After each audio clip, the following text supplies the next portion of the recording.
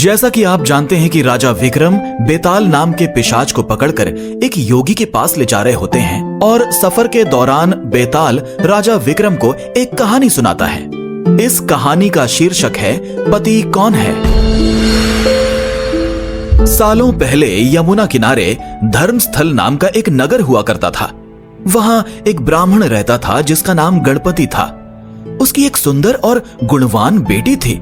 जैसे ही उसकी शादी की उम्र हुई तो वो और उसका पूरा परिवार उसके लिए योग्य वर ढूंढने में लग गया।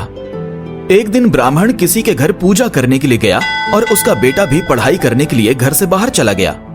उस समय घर में ब्राह्मण की बेटी और उसकी पत्नी ही थी। उसी वक्त एक ब्राह्मण लड़का उनके घर आता है।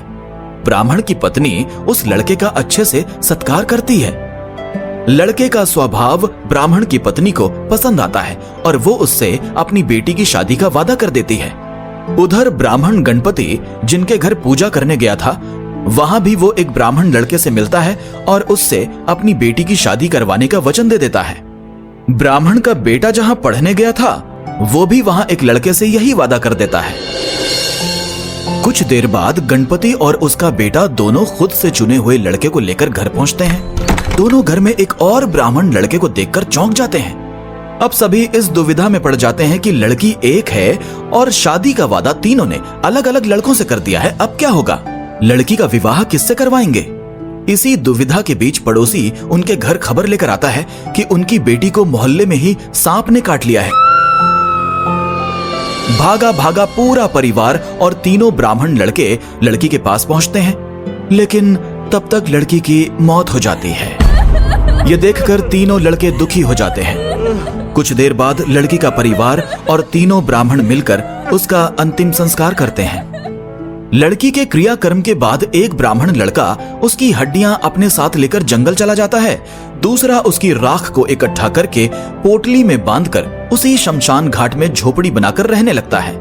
तीसरा शमशान घाट से निकलकर लड़की के गम में देश देश योगी बनकर घूमने लगता है। ऐसा होते होते कई साल गुजर गए। एक दिन अचानक योगी बनकर घूम रहा ब्राह्मण किसी तांत्रिक के घर पहुंच गया। ब्राह्मण को घर में देखकर तांत्रिक खुश हुआ और उसका सत्कार किया। तांत्रिक ने योगी से कुछ दिन अपने घर में ही रहने के लिए कहा। तांत्रिक की जिद देखकर योगी उनके घर में ही रुक गया। एक दिन तांत्रिक अपनी विद्या में बहुत लीन था और उसकी पत्नी सबके लिए खाना बना रही थी। उसी वक्त उसका बेटा रोने लगा और अपनी मां को परेशान करने लगा। तांत्रिक की पत्नी ने उसे बहुत संभालने की कोशिश की, लेकिन वो नहीं माना। आखिर में तांत्रिक की पत्नी को इतना गुस्सा आया कि उसने अपने बच्चे की पिटाई कर दी। उसके बाद भी जब बच्चा चुप नहीं हुआ तो उसने उसे चूल्हे में डालकर जला दिया। ये सब देखकर योगी ब्राह्मण बहुत नाराज हुआ और बिना कुछ खाए पिए ही अपनी पोटली लेकर उनके घर से जाने लगा।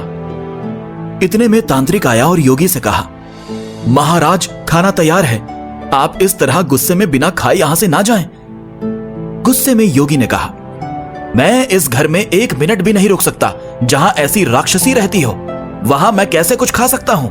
इतना सुनते ही तांत्रिक झट से चूल्हे के पास जाता है और एक किताब से एक मंत्र पढ़कर अपने बेटे को जिंदा कर देता है।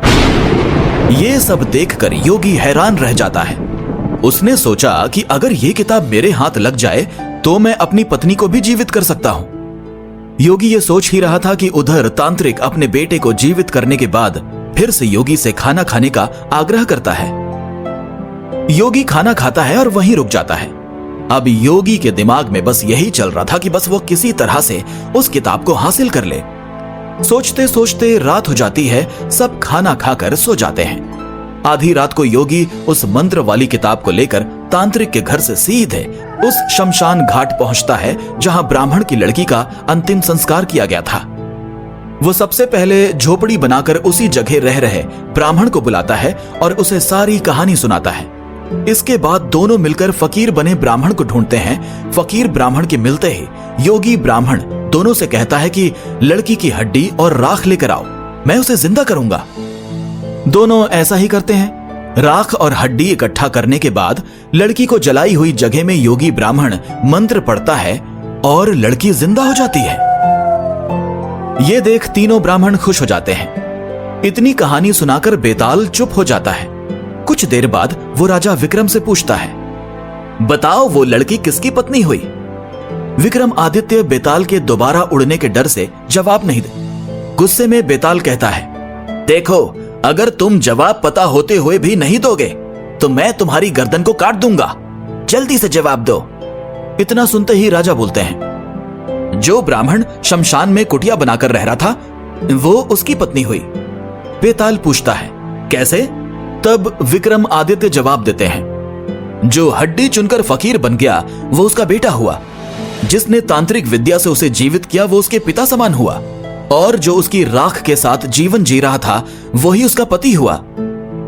जवाब सुनते ही बेताल ने कहा, राजन, तुमने बिल्कुल सही उत्तर दिया है, लेकिन शर्त के मुताबिक तुम्हें मुंह नहीं खोलना था, इसलिए मैं दोबारा उड़ रहा हूं।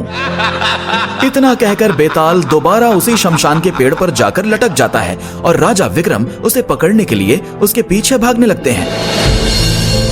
इस कहानी से यही सीख मिलती है कि चतुराई और बुद्धि से हर समस्या को हल किया जा सकता है। तो साथियों, कैसी लगी आपको विक्रम बेताल की ये कहानी?